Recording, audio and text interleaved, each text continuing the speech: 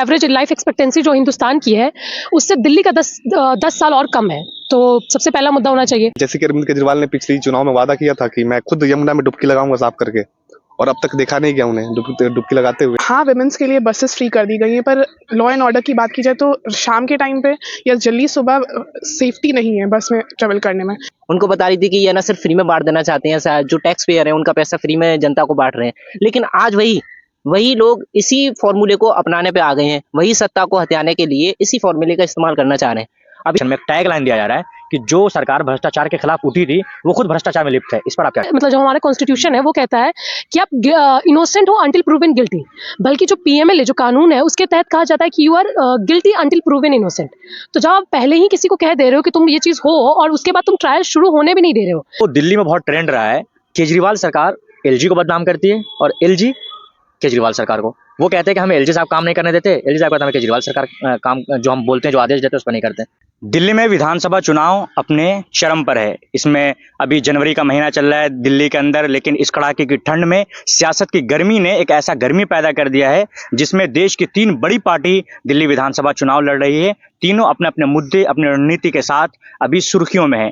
इस बीच ये जानना बेहद जरूरी है कि आखिर दिल्ली के अंदर जो फर्स्ट टाइम वोट करने वाले युवा हैं, छात्र हैं, वो आखिर इसके बारे में क्या सोच रहे हैं, उनका ओपिनियन जानना बेहद जरूरी है। इसलिए हमारे साथ हमारे इस पैनल में 4 छात्र और जो कि फर्स्ट टाइम वोटर्स के तौर पर इस बार दिल्ली में वो वोट करने जा रहे हैं, तो उनसे हम बात करेंगे। हमारे साथ बैठे हैं इलियास फहमी साहब और इसी तरीके से अंजलि शर्मा, नबिया फातिमा, फैज सिद्दीकी। हम चारों लोगों से बात करेंगे, बिल्कुल खुलकर ये लोग अपनी अपनी बात रखेंगे, अपना अपना ओपिनियन रखेंगे।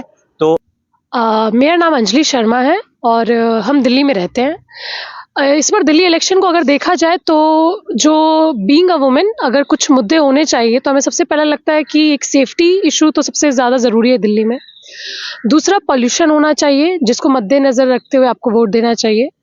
तीसरा किसी भी, जैसे अगर दिल्ली भी है तो एक डेवलपिंग कंट्रीज में आते हैं, जो कि दिल्ली एक हिंदुस्तान का कैपिटल भी है। तो आई थिंक एजुकेशन और हेल्थ जो होना चाहिए वो सबसे इम्पोर्टेंट मुद्दे में से एक होना चाहिए।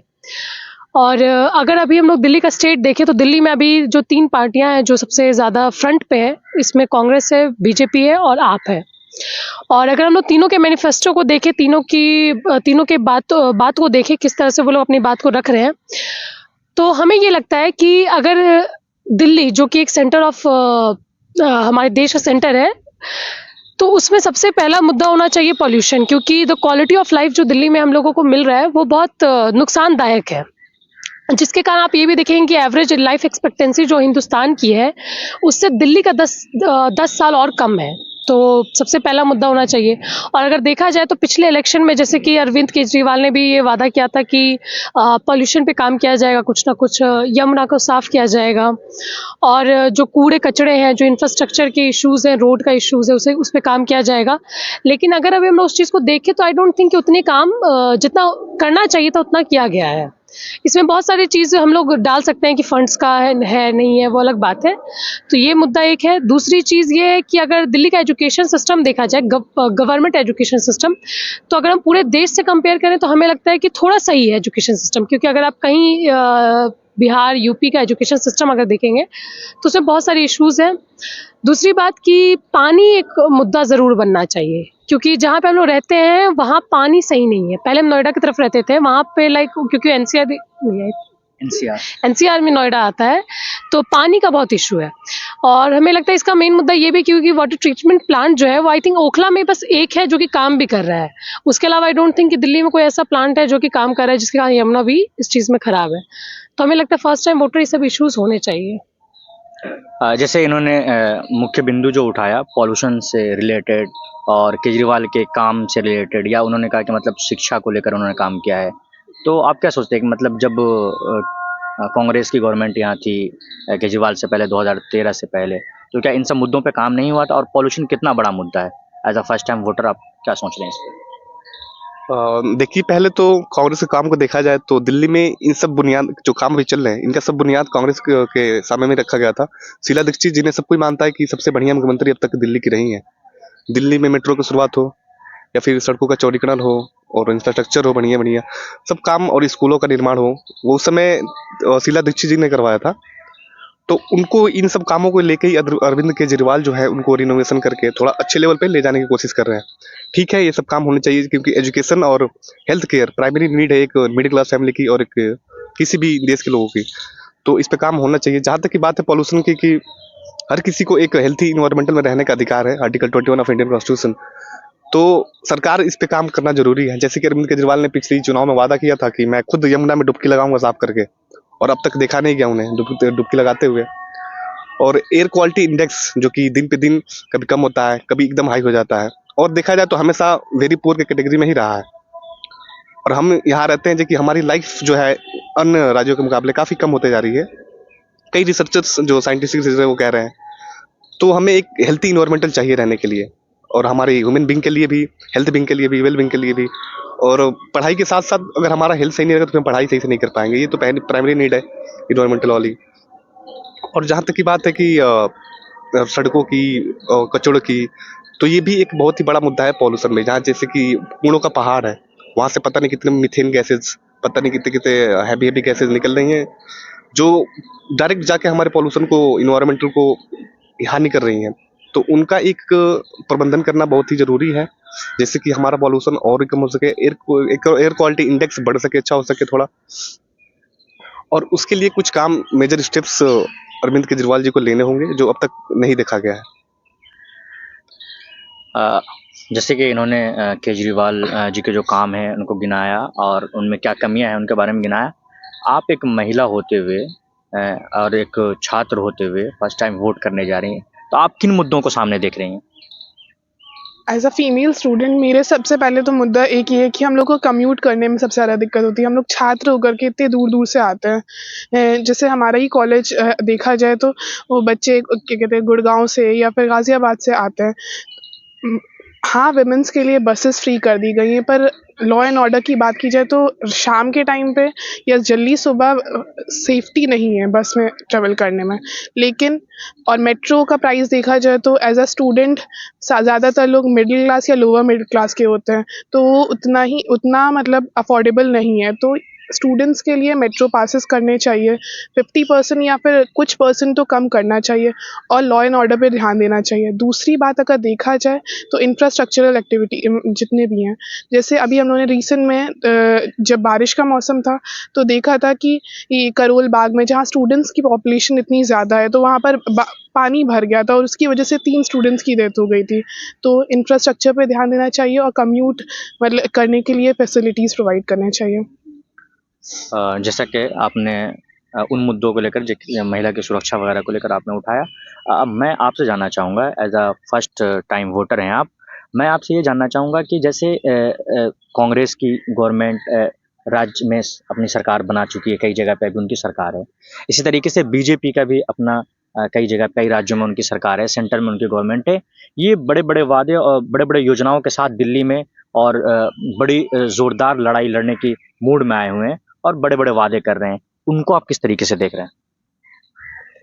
ये जो बड़े-बड़े फ्री का सारी चीज़ें फ्री करने के लिए हम इसको ये फ्री देंगे, उसको ये फ्री देंगे। पहले ये केजरीवाल ने शुरुआत की थी और केजरीवाल का ये फ़ॉर्मूला दिल्ली में कामयाब रहा, जिसकी वजह से वो 2 बार अपनी सरकार बना पाए। तो इसी फ़ॉर्मूले को कुछ साल पहले यानी कि पिछले इलेक्शन में बीजेपी, कांग्रेस उसको फ्री की रेवड़ियाँ कह रही थी। उनको बता रही थी कि ये ना सिर्फ फ्री में बाँट देना चाहते हैं, जो टैक्स पेयर हैं उनका पैसा फ्री में जनता को बाँट रहे हैं। लेकिन आज वही लोग इसी फॉर्मूले को अपनाने पे आ गए हैं, वही सत्ता को हथियाने के लिए इसी फॉर्मूले का इस्तेमाल करना चाह रहे हैं। अभी बीजेपी सरकार ने पेंशन बढ़ाने का ऐलान किया है, वो 2000 से 2500 रुपए की पेंशन करने का ऐलान किया। तो ये ना सिर्फ एक दूसरे के पीछे सत्ता पाने के लिए ये सारी चीज़ें करते हैं। सारी योजनाएं जो बनाई जा रही हैं वो असल में पावर को पाने के लिए बनाई जा रही हैं। मुझे लगता है जनता के हित में कोई काम नहीं कर पा रहा है। जैसा किसी ने कोई फॉर्मूला आजमाया और वो एक जगह काम कर गया, तो उसी फॉर्मूले पर सारी की सारी पार्टियां काम करना स्टार्ट कर देती हैं, तो जो कि बिल्कुल भी गलत है। वो आम जनता के जो असल मुद्दे हैं, जैसे सड़क हो गई, सुरक्षा हो गई, सुरक्षा बहुत बड़ा मुद्दा है। महिलाओं की सुरक्षा कोई छोटा मोटा मुद्दा नहीं है। कोलकाता में जो हुआ, जो आजकल होता है, हर 1 मिनट और सेकंड में रेप के जो केसेस आते हैं, वो काफ़ी बड़ा मुद्दा है। उसके ऊपर बात होनी चाहिए, उसके ऊपर सुरक्षा पर बल देना चाहिए। और सड़कें हैं, जगह-जगह पानी भर जाता है, बरसात के मौसम में तो इतना बुरा हाल हो जाता है कि सड़कों पर निकलना मुश्किल होता है। तो उन पर बात होनी चाहिए, ये फ्री, वो फ्री। और रोज़गार पे तो मैंने इस चुनावों में किसी पे बात करते ही नहीं सुना। दिल्ली एक कैपिटल है देश की, तो यहाँ रोज़गार के लिए क्या अवसर प्रदान करोगे आप? किसी के पास कोई प्लान नहीं है, सिर्फ सब फ्री देने लगे हैं। तो मुझे लगता है कि रोज़गार पे लोगों को पार्टियों को सोचना चाहिए। जैसे कि फ्री की चीज़ें करने की बात हुई थी, उस पे रेवड़ी का नाम दिया गया और प्रधानमंत्री नरेंद्र मोदी ने इसको नाम दिया था और फिर लगातार उन्होंने केजरीवाल को अटैक किया था। तो फ्री की रेवड़ियों को लेकर आप क्या बोल रहे हैं? बिल्कुल संक्षेप में बताइए। जी, हमें ये लगता है कि ये जो टर्म है फ्री की रेवड़ी मिलना, तो ये सोचने की बात है कि हमारे टैक्स के पैसे हैं और जब अगर बड़े-बड़े बिज़नेसमैन को माफ़ किया जाता है लोन उनके, तब उसे रेवड़ी नहीं देखा जाता। लेकिन जब वही पब्लिक मनी जो है वो उस एज़ सर्कल वापस अगर मिलता है कुछ में भी, उसे स्कीम कह सकते हैं, पॉलिसीज़ कह सकते हैं, तब फिर ये हम लोग कहते हैं कि रेवड़ी मिल रही। तो आई डोंट थिंक कि इसे रेवड़ी बोलना चाहिए और जो बोल रहे हैं वो गलत चीज़ है, क्योंकि ये हमारा हक है और बिल्कुल मिलना चाहिए हर पब्लिक को। अगर किसी महिला को 2100 रुपए मिल रहे हैं, तो ये उनका हक मिल रहा है, क्योंकि जब वो नमक लेने जा रही है, तो वो इनडायरेक्ट टैक्स पे कर रही है। वो एक पेन खरीदने जा रही है अपने बच्चे के लिए, तो वो 18% का टैक्स भर रही है। स्कूल की फीस पेमेंट कर रही है, तो वो पैसा दे रही है। तो अगर वो चीज़ आ रहा है, तो वो रेवड़ी नहीं है, वो हमारा हक है और बिल्कुल इसमें कोई सोचने की बात नहीं है। अब हम चलते हैं उन मुद्दों को लेकर, जैसे फ्री की रेवड़ी की बातें हो गई, बाकी सारी बातें होंगी। अब हम उन मुद्दों को लेकर चलते हैं, जैसे तीनों बड़ी पार्टियां हैं देश की, तीनों अपने-अपने मुद्दों को लेकर, जैसे केजरीवाल इस बात पर वोट मांग रहे हैं कि हमने शिक्षा पे काम किया है, हमने स्वास्थ्य पे काम किया है, हमने महिलाओं के लिए बस फ्री किया है। अब तो उन्होंने ये भी कह दिया कि हम छात्रों को 50% मेट्रो के अंदर फ्री सुविधा देंगे और छात्रों के लिए बस फ्री करेंगे। इन मुद्दों को लेकर आ रही है, तो इसमें कांग्रेस कहाँ है और बीजेपी कहाँ है? देखा जाए तो अरविंद केजरीवाल जिस तरह के वादे कर रहे हैं और जिस तरह से काम अभी तक करते हैं छात्रों के लिए और महिलाओं के लिए और जितने भी दिल्ली वासी हैं उनके लिए कहीं कहीं ना हद तक सही है। एक अंडर डेवलपिंग इकोनॉमी के लिए ये जरूरी होता है। जैसे कि दैनिक जागरण में एक रिपोर्ट छपी थी कि इंडिया में हर एक दिन में 5 दिन में एक बिलियनर बनता है। बट ये भी था कि 36 करोड़ की पॉपुलेशन इंडिया में 15,000 के नीचे जीती है। तकरीबन 40 करोड़ की पॉपुलेशन इंडिया में 25,000 के नीचे जीती है। तो ये बिलियनर कहाँ से आ रहे हैं? जाहिर सी बात है कि जो अमीर है वही अमीर बनते जा रहे हैं और जो गरीब है और गरीब होते जा रहे हैं। तो गरीबों के लिए ये सब जो प्राइमरी सुविधाएं हैं वो मिलना चाहिए। जैसे कि फ्री की जो लोग अभी उसे रेवड़ी कह रहे हैं, हालांकि वो गलत है रेवड़ी कहना। जैसे कि फ्री हेल्थ मिल रहा है, एजुकेशन मिल रहा है, पानी मिल रहा है, बिजली मिल रहा है, तो ये सब मिलना चाहिए। और दूसरे पार्टी की वादे की जाए तो कहीं ना कहीं कांग्रेस बीजेपी रेवड़िए कह के भी इन सब वादों को अपना रही है और खुद वो जनता के बीच इसी वादों को लेके जा रही है कि हम अब जैसे कांग्रेस ने कहा कि 300 यूनिट बिजली फ्री कर देंगे, तो ये मॉडल कहीं ना कहीं अरविंद केजरीवाल जी का है। बीजेपी कह रही है कि 2500 रुपये हम देंगे महिलाओं को, या फिर किसी बेरोजगारी भत्ता देने के भी वादे किए जा रहे हैं यहाँ तक कि। तो कहीं ना कहीं कि एक दूसरे को आसपास ही एक दूसरे के वादे के एक दूसरे के मैनिफेस्टो के आसपास ही तीनों पार्टियां खड़ी हैं और बस सत्ता पे किसी तरह से काबिज होना चाहती हैं। और बीजेपी को देखा जाए जहां तक कि जैसे जितने वादे किए हैं अभी तक अदर स्टेट में, अगर उनके मुकाबले दिल्ली में देखा जाए तो क्या वो उन वादों को लागू कर पाएगी या फिर नहीं। जैसे कि राजस्थान में उन्होंने कहा कि हम 500 रुपए का गैस सिलेंडर देंगे, अभी तक कहीं नहीं देखा गया। कई राज्यों में उन्होंने ऐसे वादे किए जो इन्हें पूरा करने में और एग्जीक्यूट करने में वो बहुत ही दूर तक रह गए। 2014 में जो नरेंद्र मोदी प्रधानमंत्री बने, ये कह के बने कि हम 1 करोड़ रोजगार देंगे हर साल। पता नहीं कैसे कैसे बड़े बड़े वादे करके बने और अभी तक देखा नहीं गया कहीं जमीनी स्तर पे। तो बीजेपी भरोसा करना मुझे लगता है मुश्किल हो जाएगा और फिर वही वो चूरन थमा के रह जाएगी। और ठीक है, और इस पे क्या कह सकते हाँ, आप एक कैंडिडेट में आप क्या देखना चाह रही हैं कि आप आपके विधानसभा में जो कैंडिडेट है उनके अंदर क्या क्वालिटी होनी चाहिए और जिन मुद्दों को लेकर आ रही है उनमें आप किन मुद्दों को फिल्टर कर पा रही हैं और आप उस पर वोट करने जा रही हैं? अगर हमारे उसकी बात की जाए तो एज अ कैंडिडेट तो सबसे पहली चीज़ जो वो वादे कर रहे हैं उसे पूरा करें। लाइक जैसे रेवड़ी वाला मुद्दा है, मतलब इतनी अगर फैसिलिटीज़ वो कर रहे हैं तो प्लीज़ उसको पूरा करें। दूसरा कि ऐसा ना हो कि एज अ कैंडिडेट कि वो स्टार्टिंग में बहुत ही एक्टिव रहे, उसके बाद फिर वो बिल्कुल शांत हो जाए, फिर इलेक्शन का टाइम आए तो फिर वो हम लोग को याद करने लगे। बाकी अगर जितने भी मैनिफेस्टोज में पॉइंट्स रखे जा रहे हैं, चाहे वो कांग्रेस की तरफ से हो या अरविंद केजरीवाल की तरफ से हो, लेकिन उनमें से सबसे पहला तो करप्शन को करना चाहिए। जो जितनी भी रेवड़ियों वाला वो है, उसमें ज़्यादातर जितने भी 50% मनी तो करप्शन में ही चला जाता है। जो लोग हकदार होते भी नहीं उनको मिल जाता है। दूसरी चीज़ कि जो पॉइंट्स हैं, जैसे पॉल्यूशन का हो गया या फिर स्टूडेंट्स को लेकर के मुद्दे हो गए या बेरोजगारी भत्ता को लेकर हो गया, एम्प्लॉयमेंट को लेकर के हो गया, उनको वो ऊपर रख करके उन सबको करा जाए। अभी के इलेक्शन में एक चीज़ बहुत ट्रेंड में है, जैसे कि इन्होंने बात किया करप्शन को लेकर। तो केजरीवाल की जो पार्टी है, आम आदमी पार्टी, वो करप्शन को लेकर उठी थी अन्ना हज़ारे आंदोलन से, और उन्होंने करप्शन के लिए बहुत सारे हेल्पलाइन नंबर जारी किया। उन्होंने कहा कि भाई वीडियो दीजिए, हम लोगों पे कार्रवाई करेंगे, और उन्होंने किया। लेकिन उसके बाद दूसरा टर्म में जो अभी बीजेपी जिस हथियार को अपना रही है, तो बार बार इस पार्टी को करप्ट कह के उनके बड़े बड़े नेता अरविंद केजरीवाल हो, सत्येंद्र जैन हो, मनीष सिसोदिया हो, अमानुल्लाह खान हो, इन सारे लोगों को जेल के अंदर डाल दिया गया। और ये अभी अटैक किया जा रहा है, इलेक्शन में एक टैग लाइन दिया जा रहा है कि जो सरकार भ्रष्टाचार के खिलाफ उठी थी वो खुद भ्रष्टाचार में लिप्त है। इस पर आप क्या कहेंगे? हाँ, ये बात तो कई बार सामने आई है कि ये घोटाला हुआ, वो घोटाला हुआ, लेकिन इसको एक राजनीतिक षड्यंत्र के रूप में देखा जा सकता है कि है ना, किस तरीके से एक ऐसी पार्टी जो भ्रष्टाचार के खिलाफ थी, उस पे एक ऐसा ठप्पा लगाया जाए कि उसको ही भ्रष्ट साबित कर दिया जाए।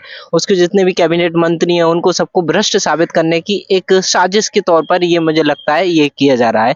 वैसे है ना, क्योंकि ना जिन इन लोगों ने इतने काम किए हैं ना जनता के लिए, केजरीवाल सरकार ने, शिक्षा के ऊपर हो या फिर है ना लोगों में है ना फ्री सुविधाएं देने के ऊपर हो, तो इतने सारे काम करने के बावजूद अब इनको कैसे काउंटर करें? तो इनके ऊपर भ्रष्टाचार का एक ठप्पा लगा दिया जाए, ताकि है ना जनता को एक नेगेटिव मैसेज जाए कि ये जो सरकार जो भ्रष्टाचार के खिलाफ खड़ी हुई थी, आज वही भ्रष्ट है। तो मेरे को लगता है ये एक पॉलिटिकल साजिश है और इसके शिकार हुए हैं वो लोग। बिल्कुल, जो ये बात आप कह रहे हैं वो बात सही है, लेकिन ये चीज़ गौर करने की ज़रूरत है कि जितने भी नेता हुए, चाहे मनीष सिसोदिया हो या फिर जो भी आपके लीडर गए अंदर, उन पे पीएमएलए लगा कर के अंदर डाला गया था। और ये चीज़ समझने की ज़रूरत है कि ट्रायल भी बहुत सारे ऐसे-ऐसे पॉलिटिशियन प्रिज़नर हैं जिन पे ट्रायल भी शुरू नहीं किया गया अभी तक। तो ये जो चीज़ है कि करप्शन के नाम पे डाला गया, ऑफ कोर्स केसेस आप बना-बना के डाल रहे हो, और ये चीज़ गौर करने की ज़रूरत है। पीएमएलए की तरफ है, मतलब जो हमारा कॉन्स्टिट्यूशन है वो कहता है कि आप इनोसेंट हो अंटिल प्रूवन गिल्टी। बल्कि जो पीएमएलए जो कानून है उसके तहत कहा जाता है कि you are guilty until proven innocent. तो जब आप पहले ही किसी को कह दे रहे हो कि तुम ये चीज़ हो, और उसके बाद तुम ट्रायल शुरू होने भी नहीं दे रहे हो, जो दिल्ली पुलिस है वो केस को इतना घुमा रही है, लाइक फाइल्स बोल रहे हैं कि अभी फाइल्स कंप्लीट नहीं हो पा रही, चीज़ें नहीं हो पा रही है, तो ये एक तरह से कहते हैं ना कि प्रोसेस इज द पनिशमेंट, तो ये वो बना दिया जा रहा है। तो ये सोचने की बात है कि जितने भी लोगों को अंदर डाला गया है, अभी तक कुछ प्रूफ नहीं हो पाया है, और फिर जा जाके बेल मिल ही रहा है। मनीष सिसोदिया को बेल मिला है, किसी ना किसी को, सबको बेल मिल रहा है, क्योंकि जब सुप्रीम कोर्ट ये कह रही है कि आप फाइल नहीं ला रहे हो, आप ट्रायल शुरू नहीं कर रहे हो, तो फिर केस प्रूफ कैसे होगा? तो ये चीज़ समझने की ज़रूरत है कि ये एक तरह से पॉलिटिकल साजिश है, क्योंकि और ये हर किसी के साथ है। अगर आप उमर खालिद या फिर जो भी स्टूडेंट एक्टिविस्ट है, सबको देख लो, सरजील इमाम को देख लीजिए, जो स्टेन स्वामी थे, साईं बाबा थे, साईं बाबा को अभी 8 साल 10 साल बाद जाकर के उन्हें बेल मिली, और जो कि उनका देहांत हो गया। तो ये समझने की ज़रूरत है, उनका ये कोई नेचुरल डेथ नहीं था, ये पॉलिटिकल मर्डर था। तो ये बस वही बनाया जा रहा है कि जो भी अगर सिस्टम के खिलाफ, जो पावर में है सेंट्रल में, अगर आप उनके खिलाफ बोलते हैं तो आपको कुछ ना झूठा केस बना के आपको अंदर डाल दिया जाएगा, और मीडिया उसको इस तरह से लाइट में दिखाएगी कि आप गुनहगार हो, बल्कि वहाँ कुछ प्रूव नहीं है। तो ये सोचने की ज़रूरत है पब्लिक को। तो चलिए, हमने बहुत सारे मुद्दों पे हमने बात किया। एक आखिरी मुद्दा जिस पर हम बात करेंगे, उसके बाद इस कन्वर्सेशन को ख़त्म करेंगे, वो दिल्ली में बहुत ट्रेंड रहा है। केजरीवाल सरकार एलजी को बदनाम करती है और एलजी केजरीवाल सरकार को। वो कहते हैं कि हमें एलजी साहब काम नहीं करने देते, एलजी साहब कहते हैं हमें केजरीवाल सरकार काम जो हम बोलते हैं, जो आदेश देते हैं, उस पर नहीं करते हैं। इस पर 2018 में सुप्रीम कोर्ट ने अपने कई बयान भी जारी किए थे कि दोनों में इस तरह का कन्फ्लिक्ट जनता के लिए सही नहीं थी। इसको आप किस नज़रिए से देख रहे हैं? देखिए, ये सही कह रहे हैं आप कि जिस तरह की कॉन्फ्लिक्ट इन दोनों में अभी तक चलती आई है हिस्ट्री दिल्ली के इतिहास में, ये जनता के लिए सही नहीं है। कई सारी ऐसी योजनाएं हैं जो सेंटर की एलजी लागू करना चाहते हैं दिल्ली में, वो अरविंद केजरीवाल नहीं करना चाहते, और जो अरविंद केजरीवाल कहते हैं वो एलजी नहीं कर पाते। जैसे कि अभी वो आयुष्मान वाला हुआ, और कई सारी मोहल्ला क्लिनिक पे हुआ, जिसे एलजी ने बंद कर दिया, और अरविंद केजरीवाल ने उसे ऊपर अपना मुद्दा बना रखे थे कि हमारा मोहल्ला क्लिनिक है जो लोग प्राइमरी सुविधाएं देता है ये वो। और एक और महिला सेफ्टी के लिए मुद्दा था कि जैसे कि बसों में, डीटीसी बसों में एक वो मार्शल तैनात थे, उनको दिल्ली एलजी ने हटा दिया। उसको लेके कभी आम आदमी पार्टी ने प्रदर्शन किया, लोगों ने प्रदर्शन किया, इवन की मंत्री जी ने एलजी के पैर पकड़ लिए कि हमें वो उसे वापस कीजिए, उनको तैनात करिए। तो ये कॉन्फ्लिक्ट में कहीं ना कहीं जनता पिसती आ रही है अभी तक। आयुष्मान कार्ड से कहीं ना कहीं जनता को ही फायदा मिलता, 5 लाख तक का जो इलाज था जनता को मिलता। और मोहल्ला क्लिनिक ये जनता के लिए ही था।